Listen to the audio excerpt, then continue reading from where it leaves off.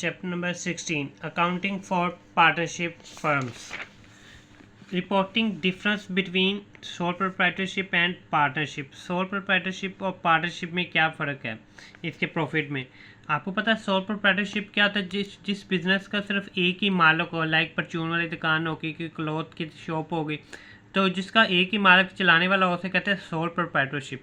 जिसमें एक से ज़्यादा दोस्त या बंदे मिलके काम जो करते हैं उन्हें क्या कहते हैं? पार्टनरशिप कहते हैं। अब इन दोनों में क्या फ़र्क है? Sole proprietorship and partnership both entity prepare, दोनों ही क्या बनाते हैं? इनकम स्टेटमेंट भी बनाते हैं, प्रॉफिट एंड लॉस अकाउंट जिसे कहते हैं इनकम स्टेटमेंट को, और क्या बनाते हैं? फाइनेंशियल पोजीशन भी बनाते हैं, जिससे पता चल जाती है कि उनके एसेट्स कितने हैं, एक्सपेंसेस कितनी हैं, लाइबिलिटीज़ कितनी हैं, वगैरह वगैरह। तो बैलेंस शीट भी बनाते हैं इन द सेम मैनर। लेकिन फिर दोनों में फ़र्क क्या है? दोनों में फ़र्क किस चीज़ का है? While preparing reports of both types of entity is distribution of profit among the owner. दोनों के दरमियान फ़र्क किस चीज़ का? प्रॉफिट किस तरह शेयर करना है। Profit distribution statement for sole proprietorship, the net profit या loss amount is directly transfer to the owner's capital account. क्योंकि एक ही मालिक होता है उस बिजनेस का, तो इसलिए जितना भी प्रॉफिट हो, लॉस हो, सारा के सारा किसके अकाउंट में जाता है? ओनर की जेब में जाता है, उसने ही सारा पे करना होता है। फॉर पार्टनरशिप फर्म, पार्टनरशिप के अंदर क्या होता है? A statement is prepare in addition to the income statement, income statement के अलावा, and statement of financial position, financial position के अलावा एक और स्टेटमेंट बनाई जाती है इसके अंदर। इट शोज, अब वो जो स्टेटमेंट बनाई जाती है वो क्या चीज़ शो करती है? यानी कि दो तो सेम है ना, जो इसमें बता दी उसमें भी है, लेकिन इसमें डिफरेंस क्या है? Profit is distributed among the partners, the outcome of which is distributed profit that is then posted to the partners current account. Profit as per income statement for the period is transferred to profit and loss appropriation account। कहाँ भेजा जाता है? Profit and loss appropriation account में। उसका दूसरा नाम है profit distribution statement. ये सारी वही डेफिनेशन है इधर से लेकर इतनी प्रॉफिट डिस्ट्रीब्यूशन स्टेटमेंट की। In this statement the profit is distributed among the partners, partner वो भी ओनर ही होते हैं ना, in according to their agreed profit sharing arrangements, जिस लिहाज से उन्होंने सोची हो।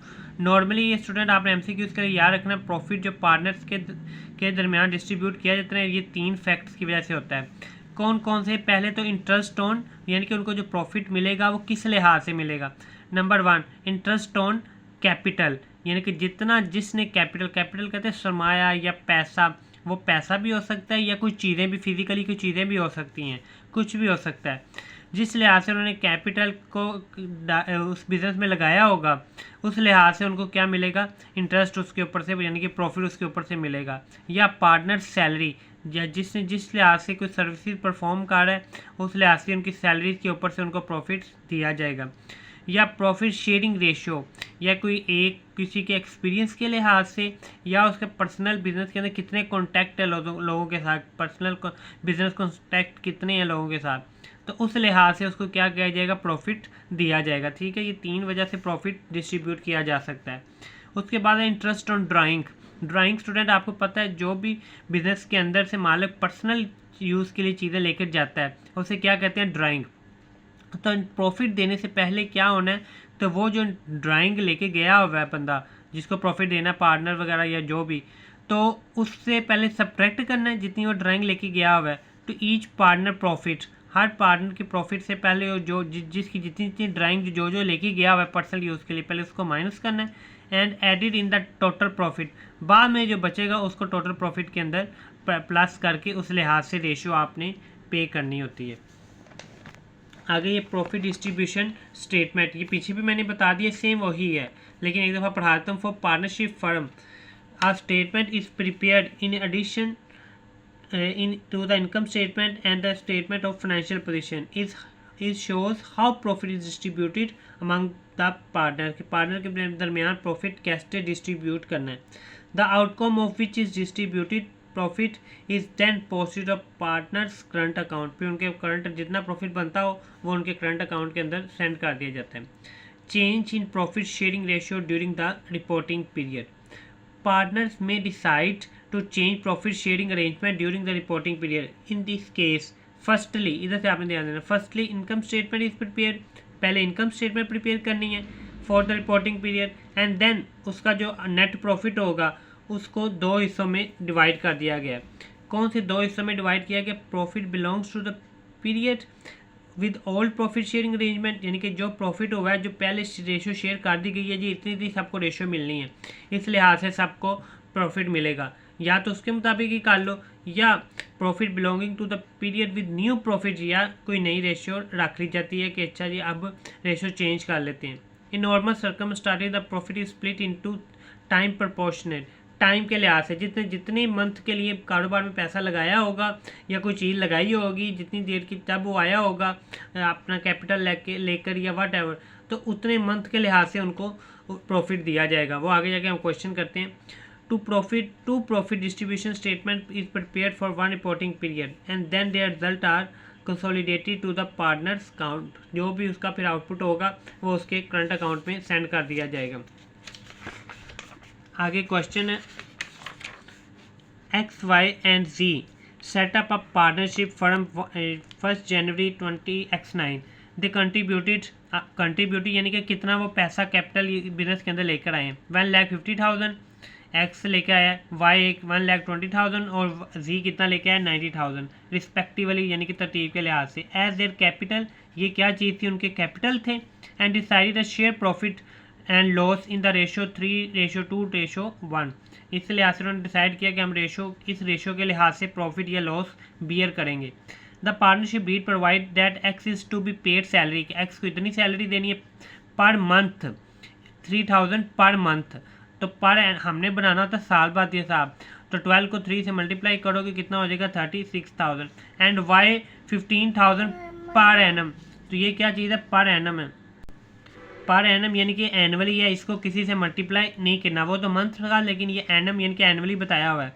It also provide interest on capital, जी की सैलरी नहीं बताई हुई, इसका मतलब वो कोई सैलरी नहीं ले रहा।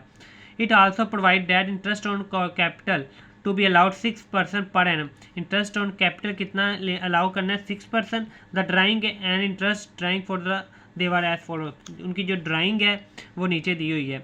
ड्राइंग एक्स की कितनी है, ये वाली, और ये इनकी क्या इंटरेस्ट ऑन ड्राइंग, जिस लिहाज से उनको इंटरेस्ट काटा जा रहा है। The net amount of profit as per income statement, इतना यानी कि उनको टोटल जो प्रॉफिट हुआ है। अब ये सारा प्रॉफिट उनकी ड्राइंग वगैरह निकूल के सैलरी वगैरह के लिहाज से ये हमें डिस्ट्रीब्यूट करना तीनों में। Prepare a profit and loss distribution statement बनानी है। Current account and partnership capital account, partner capital account, पहले प्रॉफिट एंड डिस्ट्रीब्यूशन स्टेटमेंट बना ले, ये profit and loss appropriate account बना ले।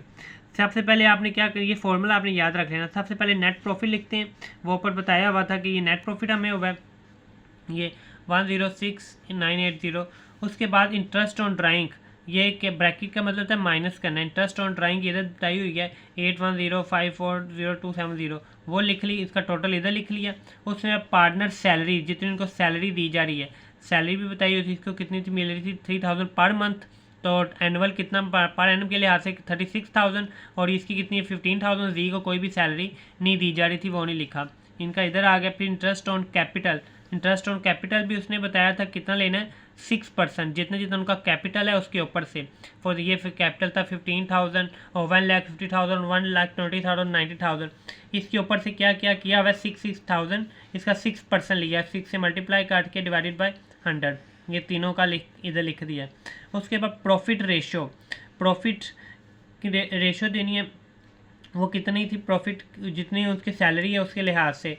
फॉर एग्जाम्पल पहले कितनी थी 36,000 थी, यानी कि 3,000 है ना, 3,000 मल्टीप्लाई बाय कितना, ये जो टोटल आया है, ये जो टोटल आया इसको हमने डिवाइड करना है उनकी रेशो के लिहाज से। रेशो कितनी थी 3:2:1, तो अब इनका टोटल करेंगे 3 और 2 5 और 1 6, टोटल नीचे आता होता है, ऊपर इनकी जो अपनी अपनी रेशो है 36,000 मल्टीप्लाई बाय 3 डिवाइडेड बाय 6, ये फिर इस लिहाज से तीनों का निकाल लेना। उसके बाद हमने क्या बनाना था, पार्टनर्स करंट अकाउंट बनाना था, पार्टनर्स कैपिटल अकाउंट, इसमें क्या होता है दोनों तरफ XYZ लिख लिया। फिर इनके जो कैपिटल था आपने देखा था, तीनों का जो कैपिटल है वो लिख लिया brought forward, capital credit nature का होता है इसलिए इनकी क्रेडिट नेचर पर आ गया, और उनका जो इफेक्ट खत्म करने के लिए कैरी फॉरवर्ड बैलेंस दूसरी साइड पर आ गया। उसके बाद partners current account, partner current account भी बनाना था हमने। फिर सबसे पहले इधर क्या लिख लेते हैं, ड्राइंग भी आपको वो टेबल में बताई हुई है, 40,000 20,000 ये 10,000 ये टेबल में दी हुई है, वो इधर आ गई। उसके बाद जो उनके दरमियान प्रॉफिट रेशियो थी, रेशियो जो हमने पीछे फाइन किया लास्ट पे, ये इधर देखें, ये जो लास्ट पे रेशियो निकली हुई है तीनों की, तो वो इधर लिख ली है। फिर दोनों का जो टोटल था, इसका जो टोटल था इसमें से ये माइनस करके बाकी इधर कैरी फॉरवर्ड बैलेंस आ जाएगा। और उसमें पार्टनर्स अकाउंट भी से पहले इंटरेस्ट ऑन ड्राइंग तीनों की, फिर जो ड्राइंग है वो लिख ली, बैलेंस ब्रॉड फॉरवर्ड कोई भी नहीं हुआ। पार्टनर वो तब होगा जब वो क्वेश्चन में उसने खुद बताया होगा, वो क्वेश्चन में नहीं बताया हुआ। पार्टनर सैलरी लिख ली दोनों की, क्योंकि जी की कोई नहीं थी। सैलरी इंटरेस्ट ऑन कैपिटल ये भी टेबल से हमने निकाला हुआ पीछे, वो लिख लिया। फिर बड़ी जो साइड थी उसमें से छोटी माइनस कर देंगे तो ये आ जाएगा आपका। Calculation on interest on capital, interest on capital हमने फाइंड करना है। Affective capital balance simple easy question है। ये जनवरी 1 20x9, ठीक है। ये आप निकालेंगे कि ये इसका क्या मतलब है कि जिस पहले एक दफ़ा जो कैपिटल लेकर आया है ना, उस पर तो उसका मिलना ही मिलना है। उसके बाद कुछ साल के दरमियान में जितने माह के लिए वो कैपिटल लेकर आएगा ना, उतने माह भी उसके अंदर शामिल करके फिर उसका प्रॉफिट दिया जाएगा। फॉर एग्जाम्पल पहले ये ए और बी ना पहली दफ़ा जो कैपिटल लेकर आए ये है, फिर दोबारा से जो ए दोबारा से कब लेकर आया कैपिटल 30 जून को 20,000 का, बी जो दोबारा से कैपिटल कब लेकर आया 31 अगस्त को, वो आ गया इसके अंदर। कैलकुलेट इंटरेस्ट ऑन कैपिटल 10%, जितना जितना जिसका कैपिटल बनता होगा 10% उसके ऊपर से उसको प्रॉफिट देना है। अब पहले देखो ए का निकाल लें। पहले ए का जो ओपनिंग जो पहले कितना लेकर आया था 50,000, उसके बाद वो कितना लेकर आया है 20,000, लेकिन कब लेकर आए 30 जून को। तो 30 जून से जनवरी से शुरू करें तो 30 जून को कितने मंथ बन जाते हैं, 6 मंथ बन जाते हैं। 20,000 मल्टीप्लाई बाय 6/12 वो करेंगे कितना बन जाएगा 10,000 बन जाएगा। उसको प्लस करके टोटल कैपिटल ए का कितना हो गया 60,000। इसी तरह बी का ओपनिंग कितना 75,000। अब उसका जो दूसरा कैपिटल है वो कितना 45,000, लेकिन लेकर कब आया 31 अगस्त को। तो अगस्त तो ख़त्म हो गया ना, सितंबर अक्टूबर नवंबर दिसंबर कितने मंथ बन गए 4 मंथ्स। तो 4/12 करेंगे 15,000 प्लस करेंगे तो 90। अब इनके ये कैपिटल है, इनके ऊपर से हमने कितना देना है 10% देना है। ए का 10% लेंगे 6,000, बी का लेंगे तो 9,000, ठीक है। इस तरह के छोटे छोटे क्वेश्चन अक्सर पेपर में आ जाते हैं। Interest on drawing, interest on drawing is calculated on the effective balance नीचे दिया हुआ है 31। अब देखो ये ड्राइंग का मतलब है कि जब वो लेकर गया है ना, बाकी जितने मंथ बनते हैं वो सारे का काउंट करने हैं। पिछले माह उसने ड्राइंग नहीं लेके गई। पहले ए जो पार्टनर ए जो है वो कब लेके गया 31 मार्च को, पार्टनर बी भी 31 मार्च को लेके गया।